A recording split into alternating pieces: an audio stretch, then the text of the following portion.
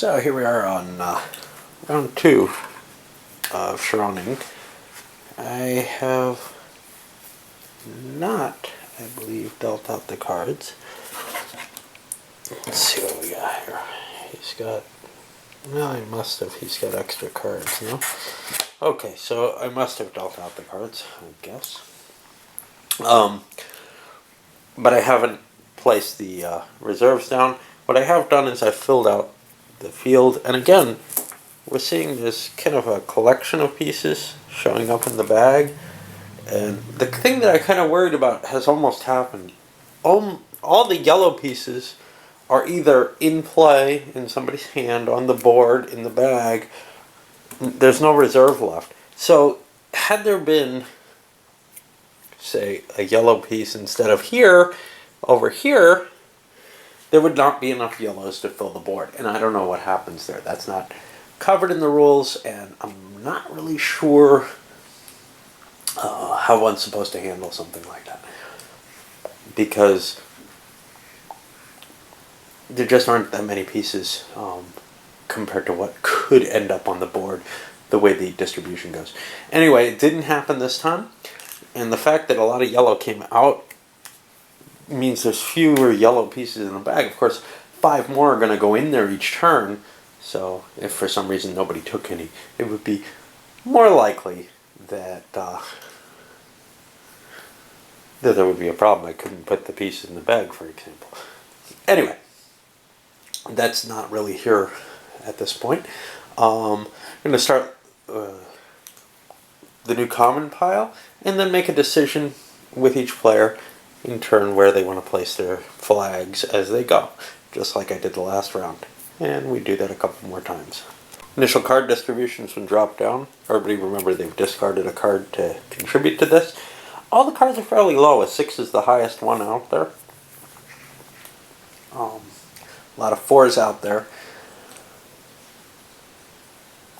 And that's about it, I guess. We'll start with white picking their first flag from one of the activities to see what they can grab. First couple rounds have gone and players are kind of positioning themselves so that they have focuses in certain areas. Red, again, is kind of playing poorly.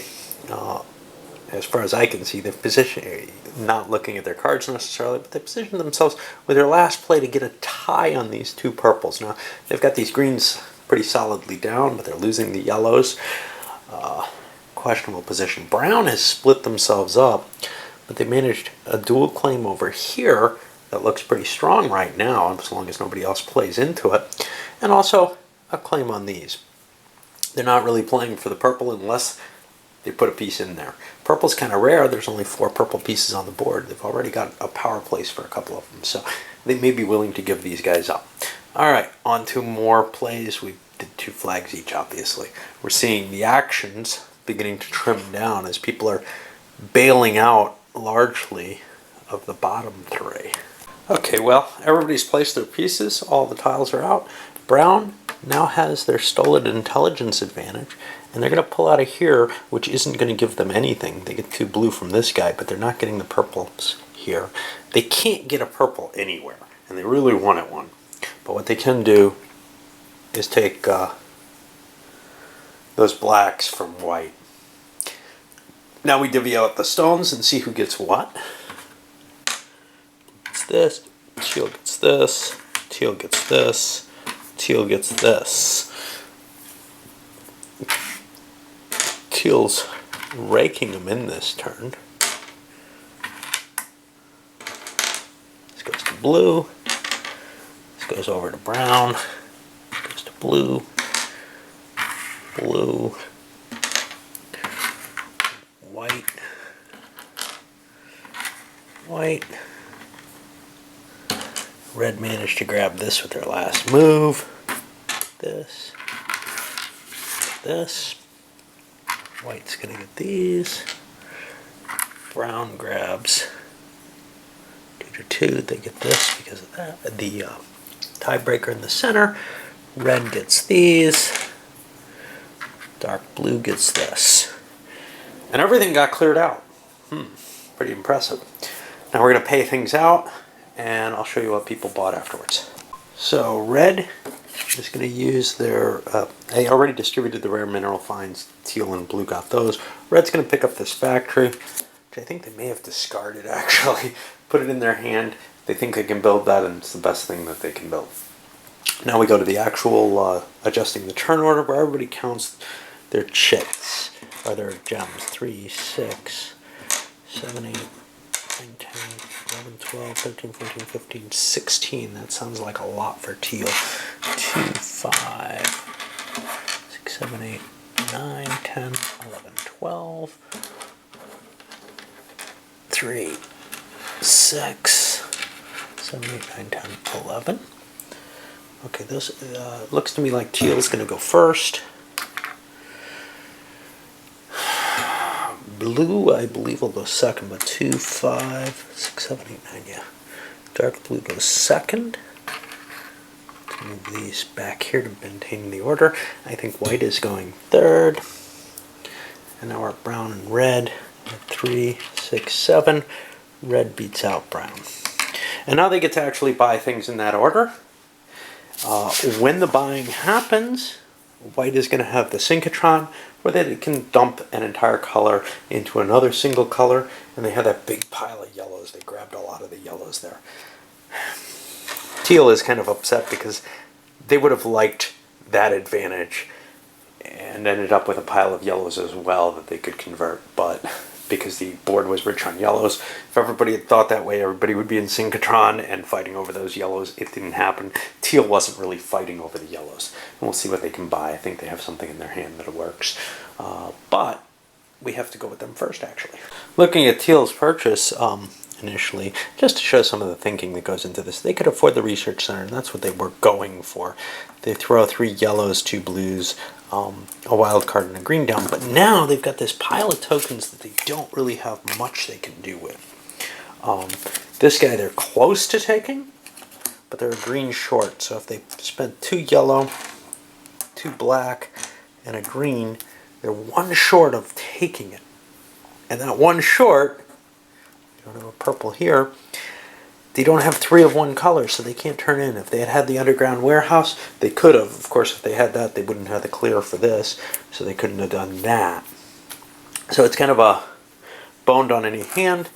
Looking at the board, they would have been able to build this quarry, right? No, not quite. No, this quarry they could build. Yeah, they're going to want to do that. They might as well. So they'll spend 3 yellow and a blue for that, and 3 black and a green. They could have gotten the supply depot without these exchanges, but this allows them to pick up those cards. And that's kind of a cool way with all those trade-ins that they can pick up a lot of cards.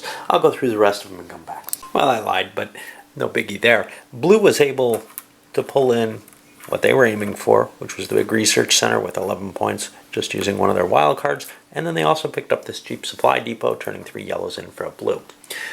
Going over to white, they wanted this base, the embassy, and they've got everything except 2 blacks. They turned the 2 greens in using the synchrotron to blues if they wanted to do this, but they've only got 5 yellows. They're going to have to rethink what they can buy. They were really hoping for this. So scoring the rest of their way around the board, yellow or white managed to buy a 7-point power plant using a lot of trade-in, using their synchrotron ability.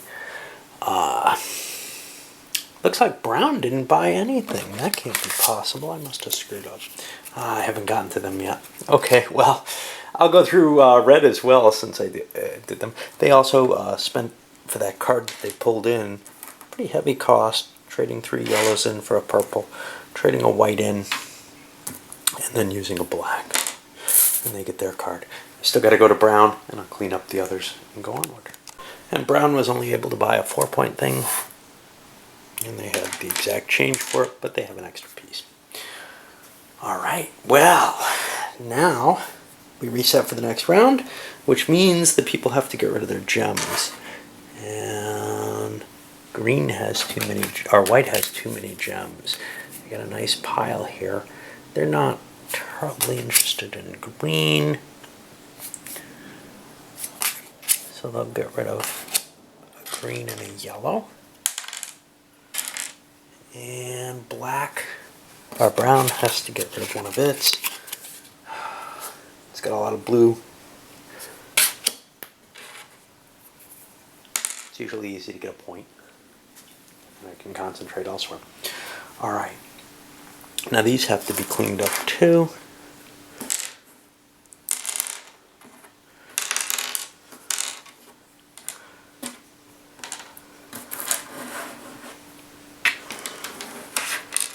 This one goes back here.